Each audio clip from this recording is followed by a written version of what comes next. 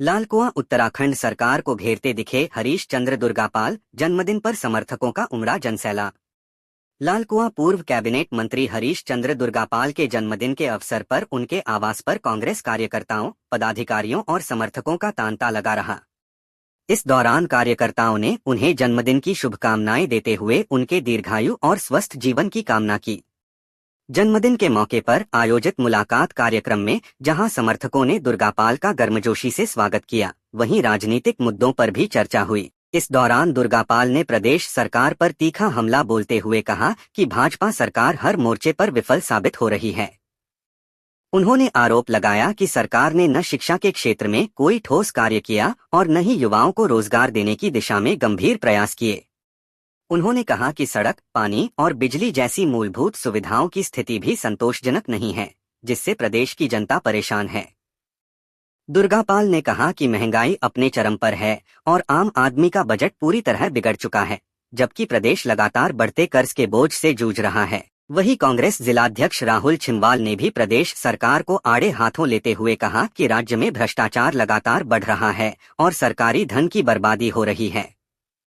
उन्होंने कहा कि इन जन मुद्दों को लेकर कांग्रेस पार्टी 10 मार्च को गैरसैंण विधानसभा में घेराव करेगी और सरकार के खिलाफ जोरदार आंदोलन करेगी।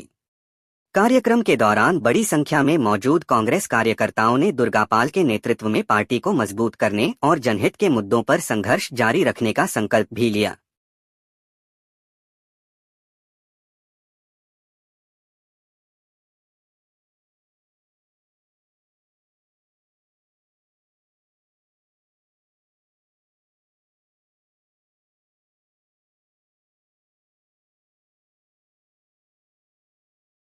और प्रदेश का भला होगा। आज प्रदेश की स्थिति बहुत ही खराब है, आर्थिक स्थिति बहुत खराब है।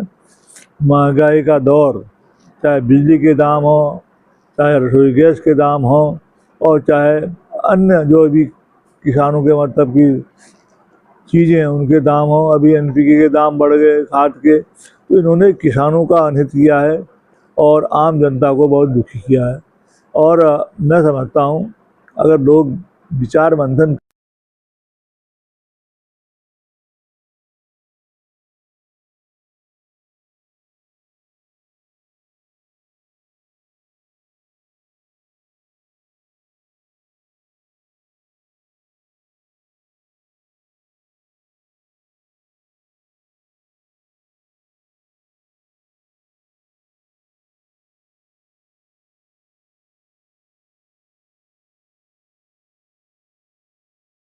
अंतर बढ़ते जा रही है। और अभी हमें जिस तरीके से हमें एक हमारे देश के प्रधानमंत्री जिस तरीके से आंख मूंद कर बैठे हुए हैं और जिस तरीके से कोई भी ऐसा हमें योजना नहीं दिखाई दे रही है जो जनता के हित में हो रही हो, तो मैं समझता हूं कि अभी गैस सिलेंडर के दाम बढ़े हैं, अभी पेट्रोल के दाम भी भविष्य में बढ़ने जा रहे हैं।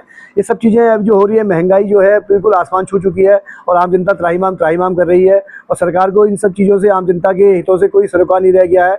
और जो हमारी चाहे केंद्र की सरकार हो चाहे राज्य सरकार हो, उद्योगपतियों की सरकार बन के रह गई है। वो किस तरीके से उद्योगपतियों को फायदा पहुंचाएं और एक आम जनता को लूट करके उद्योगपतियों को देने का काम कर रहे हैं, ये जनता समझ रही है। और मैं समझता हूं कि जनता इसका जवाब अब आने वाले 2027 में सरकार को, भारतीय जनता पार्टी को देगी।